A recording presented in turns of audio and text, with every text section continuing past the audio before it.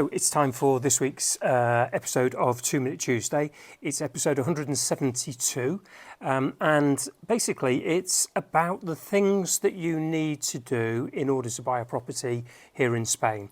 It was the reason I'm doing this episode is because I've just answered an email to a client, and I thought the information that I gave in that email might be interesting to people who are looking to purchase property here in Spain. And so some of the details that I put down in the email to the clients, I'll give you nice and quickly on this week's episode of 2 Minute Tuesday. I've come upstairs from the office, and what a fantastic! In fact, let's see if I can show you. That's the view. So if you're looking for some of the reasons why we live in Spain, then it's not a bad office to record episodes of 2 Minute Tuesday from. So welcome to this week's episode of 2 Minute Tuesday, where we'll talk about 5 of the things that you need to do in order to buy a property here in Spain.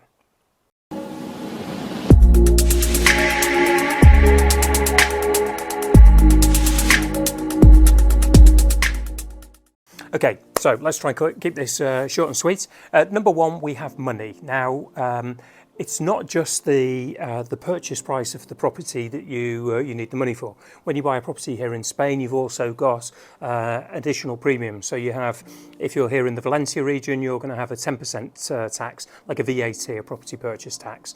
You're also going to have to pay the land registry, the notary, and your legal fees, so your lawyer. And so these are all sort of costs that are associated with purchasing the property. If you go on our website and look in the buyers section, you'll find lots and lots of resources with regards to purchasing property here in Spain. And if you type in buyers costs, then it will come up with all the information that you need on there. So next up, number 2, obviously legal representation. You're going to need a lawyer when you buy here in Spain.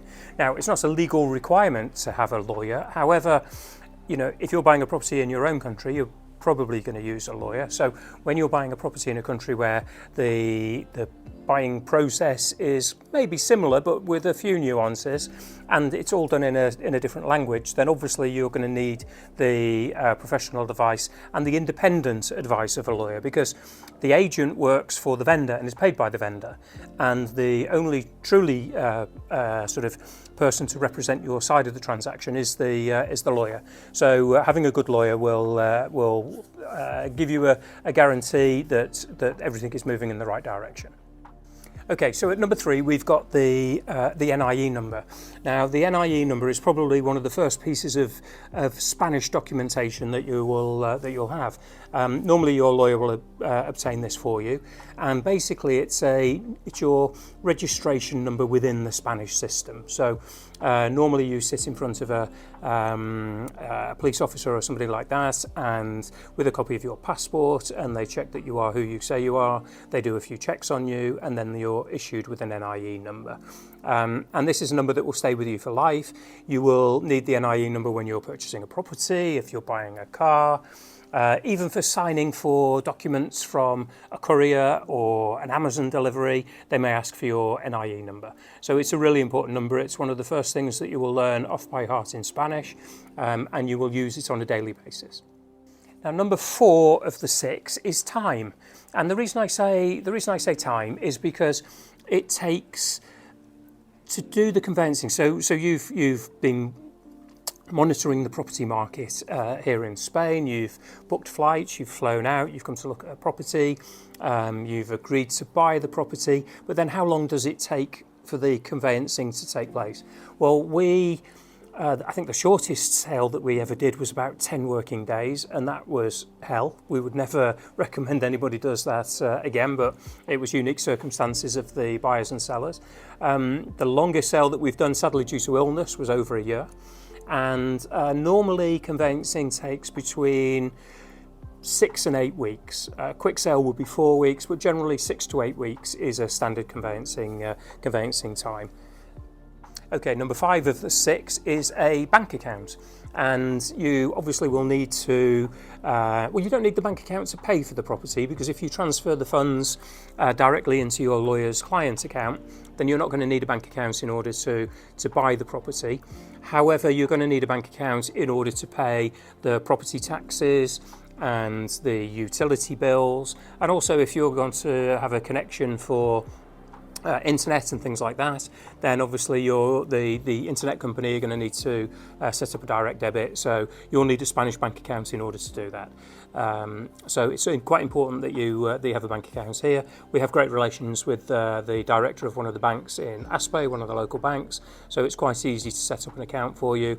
Normally we send all of your details in advance, and then when you are here in Spain, you just go into the bank, sign what feels like hundreds of pages of paperwork, but basically you sign for the account, and then the account is ready for you. And finally, number 6. Now this won't affect everybody, but if you are a European citizen, EU passport holder, then you can come and live in Spain for a holiday home, or full-time you can come and work here.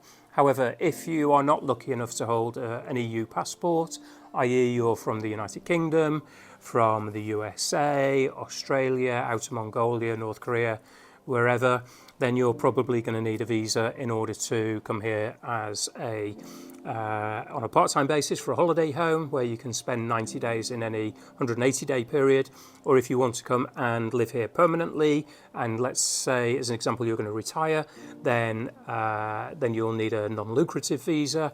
Or if you are looking to come here and work, then there are there's a multitude of visas that you can apply for with regards to work. It's not as easy as it used to be when I moved here 18 years ago now, and I think I got my residencia within a week. I think nowadays with visas it can take 5 years. You know, the visa process, the application process, and your fulfillment criteria takes 5 years. So a visa is going to be something that you need to look into if you're coming to live here and you don't have a European passport.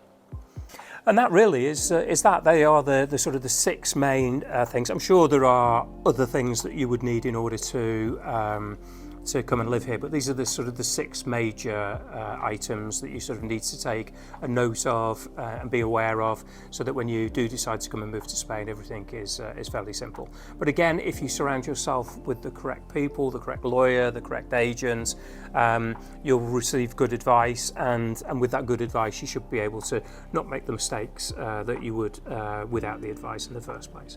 So that's it. It's a beautiful backdrop, beautiful evening here in Hondon.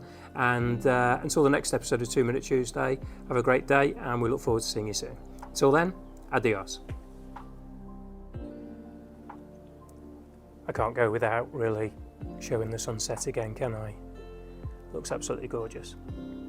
Adios.